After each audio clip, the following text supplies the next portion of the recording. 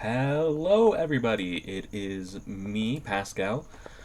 Today we have two segments because I thought of them. I finally managed to weed the plants that were in that plot. That the plot that I had my old tomato plants in.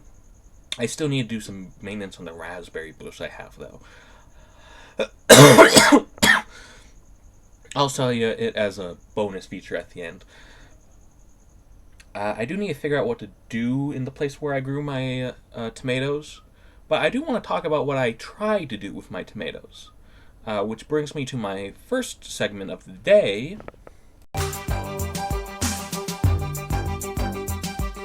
So you might think infinite tomatoes impossible.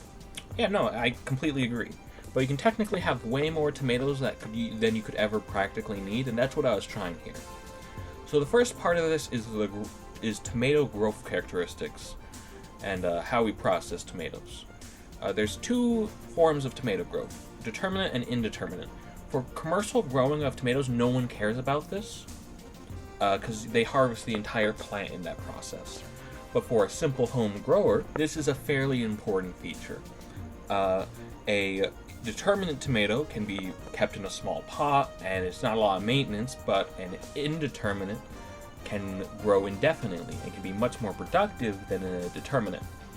I went for greed here and tried to go for indeterminate because an indeterminate has no practical limit to growth. You can grow an indeterminate to be as big as you want. This has led to some very funny headlines, and I'm just going to show them real quick.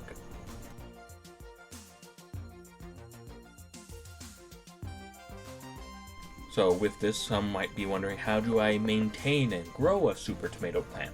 It's an easy thing, sort of. The first most important thing is that tomatoes physically cannot support themselves when they get that big. This is where tomato cages have a market.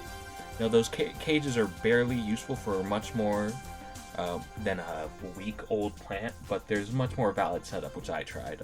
Behold!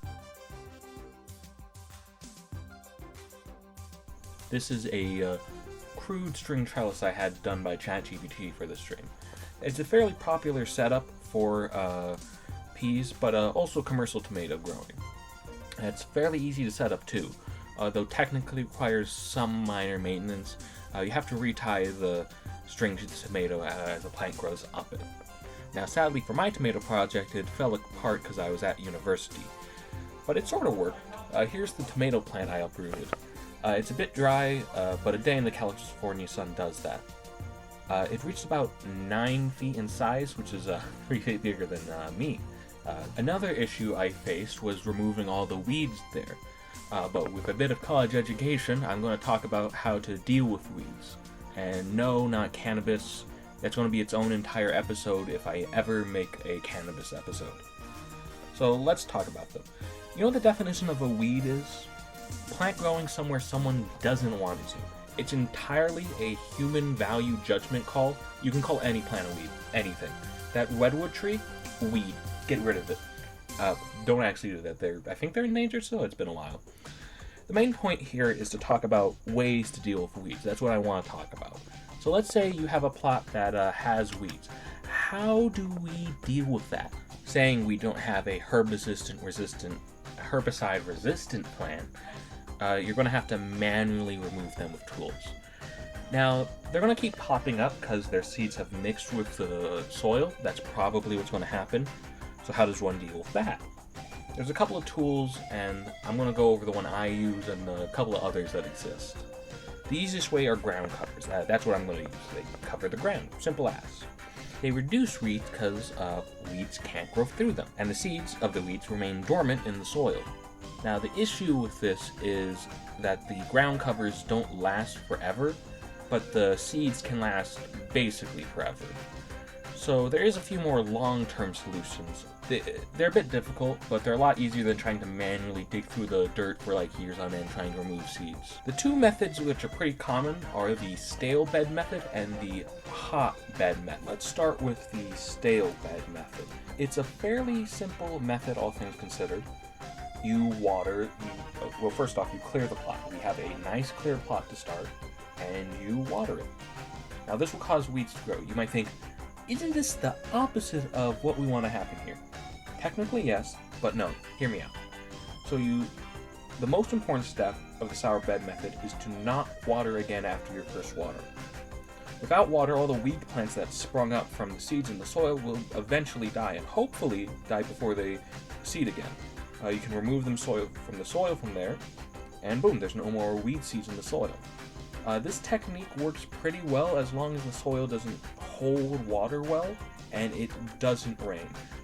If it rains again, they're probably going to get to the state where they can seed, and then this entire method is for naught. It's a fairly simple method. I might try it after I'm done planting something, but I'm just going to go for a crown cover for now. The hotbed method is to cook the soil, raise its temperature a lot, and kill everything in. That's the goal. This one is a bit more tense. The simplest method, or at least the least intensive method, is to use a transparent tarp to let the sun in and capture the heat. If you want to have more fun with the method, though, a lot of tools have been invented over the years. They're just flamethrowers. I'm just going to be real with you. It's just using a flamethrower on dirt. It's really fun, but it's just a flamethrower. I'd like to thank everyone who's been watching my videos. They're just nice little fun things I do. Also, here's the little end bit where I looked at a raspberry. I need to figure that out, but I just haven't had the time for it. It's hard to make time for having a hobby and a job, but I'm gonna make it work. I really enjoy this series, and I hope you guys do too. Okay, it's gone. Good. So, just doing a little garden work, checking how things are going. This is that raspberry Bruce I mentioned in episode 1. It's doing a little alright. Now, these are older parts of the plant.